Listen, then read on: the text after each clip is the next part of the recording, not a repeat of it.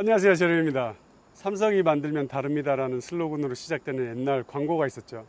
바로 삼성 SM5 광고인데요. 오늘 만나보실 차량은 2003년형 11만 킬로 주행한 SM5예요. 삼성자동차에서 큰맘 먹고 처음으로 만든 세단이죠. 정확하게 말하면 닛산 맥시마 세피로라고도 하죠.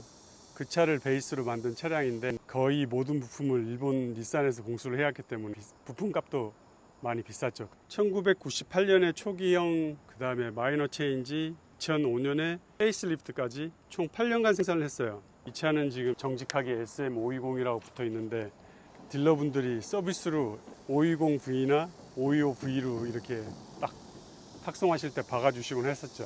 요즘 차는 많이 안 보이는데 여기 중간에 몰딩 이 부분이 문콕 방지에 탁월한 성능을 보여줘요.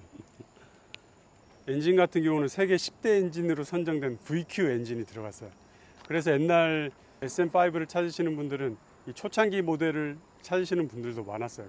휠 베이스는 여기 중간, 여기서부터 여기 중간까지가 아반떼 CN7이 휠 베이스가 2720, 2024년형 소나타는 2840이에요.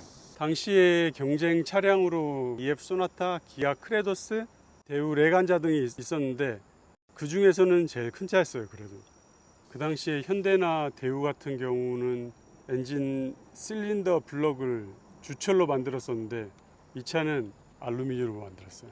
3년식이니까 21년이 지금 된 거예요. 연식이 있다 보니까 앞에 라이트도 백화 현상이 오고 이쪽에 페인트도 많이 벗겨지고 그렇게 됐어요.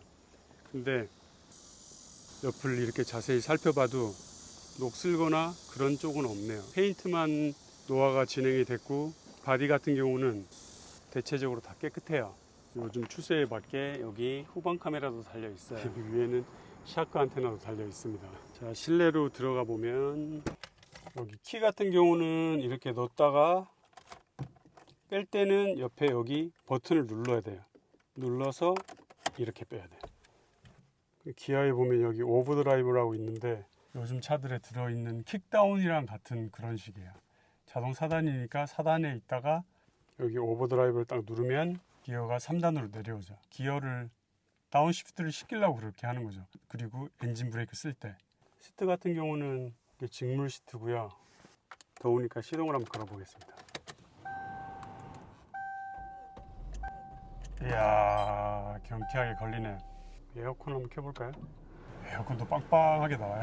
11만 6,360km라고 이렇게 되어 있고요. 저는 오늘 여기 카세트 테이프 넣는 걸 한번 해보고 싶었는데 카세트 테이프가 들어가진 않는 것 같아요. 오디오는 차주님께서 바꾸셨네요. 큼지막하게 비상등 들어가 있고 뒷유리 열선, 시계도 시인성이 디지털이라서 상당히 좋아요. 옛날 레간자 같은 경우는 여기가 장난이 아니었거든요.